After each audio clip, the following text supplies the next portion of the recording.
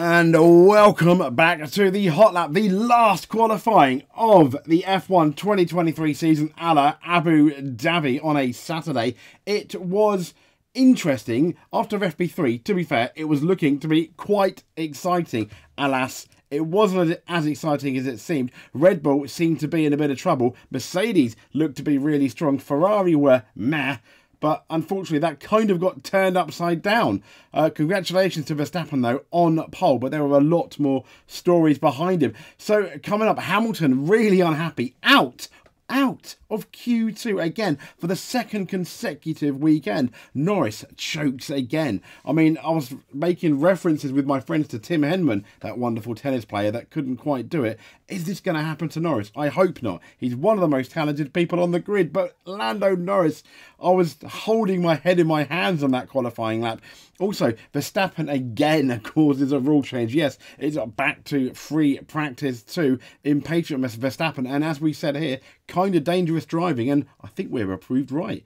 Also, Abu Dhabi qualifying, as I said, Verstappen on pole, Leclerc second. What a lap from Leclerc. We will get into that in the Abu Dhabi Grand Prix, but before we get into all of that, we are going to be talking about our winners and losers. Now, I want to keep it down to 3. Sometimes we have 4, sometimes we have 5. From now on until next season, well, this is the last race, isn't it? From now on, though, we are only going to have 3. And the first of our winners and losers, we've got 2 losers and 1 winner. I thought Lando...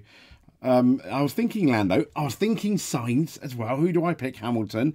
But, I mean, it takes the cake. I'm so sorry, Lando Norris. You're the first of our losers. You had the chance to be on the front row. You blew it. Your teammate outqualified you and many other people. Oh, Lando. But this guy here, Sergio Perez, our second loser. You had the best car again. And, well, your lap got deleted. And you weren't that fast as well. Sergio Perez, what is going on? But... winner upon winner for qualifying for me. Wow. I mean, Charles Leclerc in that Ferrari, really struggling. Just made it out of Q2 on the front row. Fantastic. Potentially, I think, one of the quickest people on one lap in Formula 1. I'd put it out there. I'd put money on him. But, you know, beating Max Verstappen in as the same car on one lap. Throughout the race, no way, I don't think so. Max is... absolutely, he's shown how fantastic and awesome he is this year and last year, but we need some competition for Max to really start talking about how good he really is, and hopefully we get it next year. But anyway, I digress. So let's get into the Abu Dhabi Grand Prix qualifying, shall we? So Snipey Hamilton is definitely happy to say au revoir to that Mercedes W14. This is from Thomas Meyer on planetf1.com, and it said of Lewis Hamilton says he's happy it's over following his final qualifying session with his Mercedes. Hamilton, as we know, could only manage 11th, didn't even make it for the second time in succession to Q3. 11th place in Abu Dhabi, as the 7-time champion was knocked out of Q2 with a time 6/10 off the fastest man, but a good, 3 or 4 tenths, I think, in the end, off his teammate, George Russell. Now, the British driver, he's made it clear that he hasn't been a big fan of this Mercedes. I don't think any Hamilton or Mercedes fan has, especially him, George, and especially Toto Wolff. And he's admitted after the session that he's glad his time behind the wheel of the machine is coming to an end. Speaking to the media, including planetf1.com, after qualifying, Hamilton was in no mood to delve into the intricacies of disappointment, the article says. And now asked as to how he felt following the session, he replied, "What do you think?" Ooh, awkward. But pushed for further information on how the car hasn't been to his liking. He said, "It's just a very unpredictable car. It's been the same all year." Come on, Lewis, don't be a Debbie Downer. You know, don't. You're getting in the realms of Lance Stroll in Qatar. What do you think? But anyway, I digress. Now, asked whether he's relieved to have completed his last qualifying session in the W14, he answered, "I wouldn't say that I'm relieved. I'm definitely happy it's nearly over. It's more inconsistent than ever before. It's just up and down. Per corner, from the moment you hit the brakes, the moment you turn, the moment you hit the apex, it's massively out of balance and very hard to predict what's going to happen."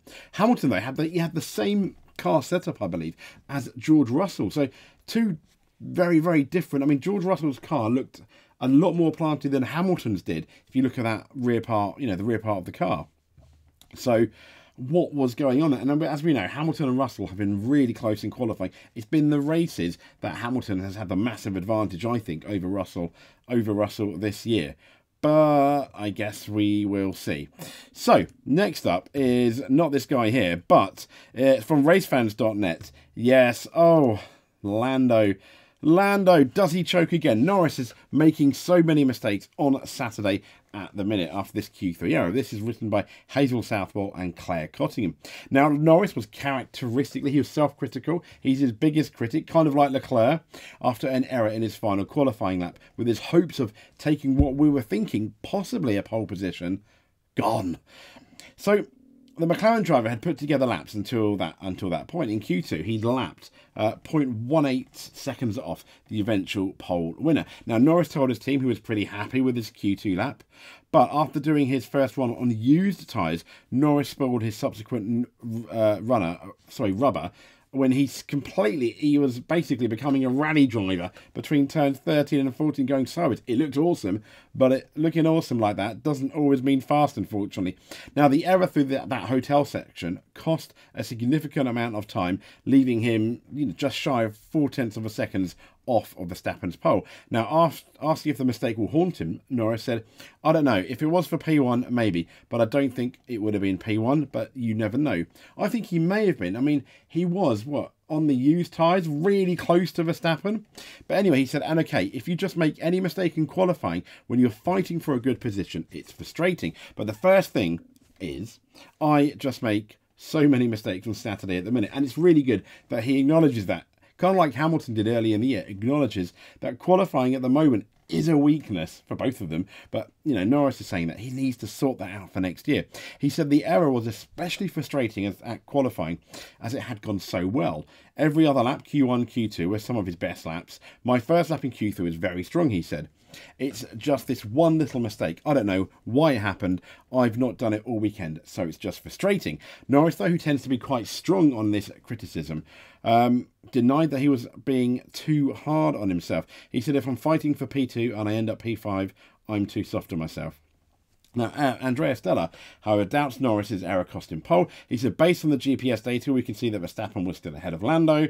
So realistically, that could have been close to pole position, but very unlikely. But still, possibly would have been in the front row. So Stella, though, was reluctant to blame his driver for the error. He said it's often difficult to understand what is the driving element compared to what is the engineering element, kind of almost like maybe what happened with Hamilton's lap.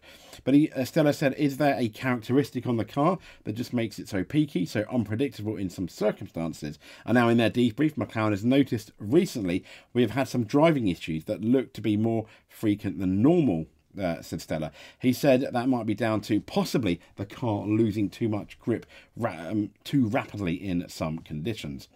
So there we go, Lando Norris. I think he choked again, personally. Yeah, you can say that. He did. It was obvious he made a mistake. I mean, to be fair to Hamilton, he was kind of overshadowed by George Russell anyway throughout most of the weekend. So it would have been just good for him to out-qualify George Russell, but he didn't. But with Norris, he had the pace. He had the pace to challenge Max, at the very least, be on that front row.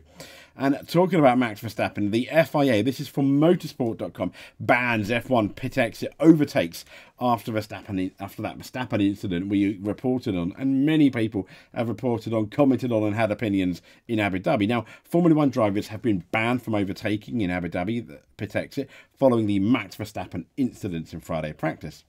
This is from Jonathan Noble. Verstappen raised some eyebrows, as we know, in second practice, when he muscled his way past other cars. Very sillily, let's say. Silly Max, I think. Put his car and other people in danger, which I felt was kind of unnecessary. But anyway, moving on. Now, whilst his actions, as we said, were not a strict breach of regulations, the fact that he came close to being squeezed into the wall highlighted a potential safety issue. So in a move to prevent any repeat problems for the remainder of the Abu Dhabi weekend, F1 race director Niels Wittich, I think, has outlawed these shenanigans. Now, in revised notes, he said overtaking is prohibited in the pit exit road unless a car slows with an obvious problem. Fair enough. Now, on Friday, that moment when Max banged his wheels against George Russell, pretty well, not banged, my mistake, take that out, barged his way past George Russell, and then found his path briefly blocked by Hamilton, and then came close to brushing the wall. I mean, you can see in the motorsport.com image there's George Russell, but the issue was Max was going on the red and white bits, basically off the racetrack. So I kind of understand why they had to have that ruling. It's yet another ruling, isn't it, that Max Verstappen has caused. But, I mean, I kind of say it in jest. The last one was the moving under braking, which, to be fair, was dangerous. But some people, I think, well, fair play, Max, it's in the rules, do it. And he does test those rules. You know, kind of like a Michael Schumacher. Some of the greats did, and an Ayrton Senna. So I guess in that way he's in good company. So let's now look, have a final look then at the Abu Dhabi qualifying results. So Verstappen on pole, really, really good. He was struggling in FP3. Now what happened was I think they made a few setups, and also it was dark in qualifying. So I think excuse my phone, but I think the weather and the clouds and the fact that it was coming in tonight cooled the track off enough to really, really help Red Bull. Leclerc came from pretty much nowhere. I think he was 8th at one point, or looking quite down, 0.8 of a second away.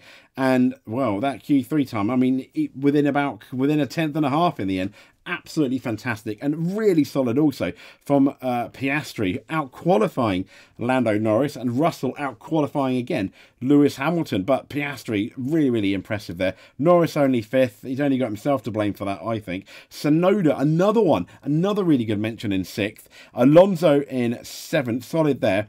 Hulkenberg in 8th. Perez in 9th. Lap deleted. Oh, Sergio. 10th, Gasly. Now, 11th is Lewis Hamilton. 12th is Ocon. 13th is Stroll. 14th is Albon. Williams looking good, and then kind of like at the end, meh. Ricciardo 15th, really outshined here by Tsunoda. He can't have that in 2024. Part of me wonders whether, had it been Ricciardo again out qualifying Perez, there'll be more talk about Perez. Is he going to stay for 2024? I'd imagine. So Sainz 16th. Yeah, I mean, he could have been one of our losers, but I think I just felt sorry for him about him having just a nightmare qualifying. Magnussen in 17th, Bottas 18th, 19th is out, and Logan Sargent, DNF, got his time deleted, kind of like Perez, but it's Logan Sargent. So my expectations are slightly less. Who is going to win though? Probably Verstappen, if I'm honest. It's going to be interesting between Leclerc, Piastri and Russell. Who is going to be on that? Who is going to be on the podium / second position? And if you remember, there's only 4 points behind Mercedes and Ferrari. It's going to be close. And at the moment, if the race finishes like that, Ferrari are second in that championship. So Russell needs to really get a move on, and so does Lewis for Mercedes. But you've also got Sainz. Which is the better race car? I mean, maybe we can only hope that Hamilton's car comes alive in the race. And if you remember, the race starts 1 hour early, and it was a Red Bull suffering in FP3 when it was still daylight. Is that going to happen as well? Will Verstappen struggle in the first part of the race? I kind of hope so, because it could make for a more exciting race. But anyway, this has been the hot lap. This is qualifying. We'll talk to you at the race. If you liked, subscribe, comment, etc. That would be great. That would mean so much. We'll speak to you next time. Thank you very much.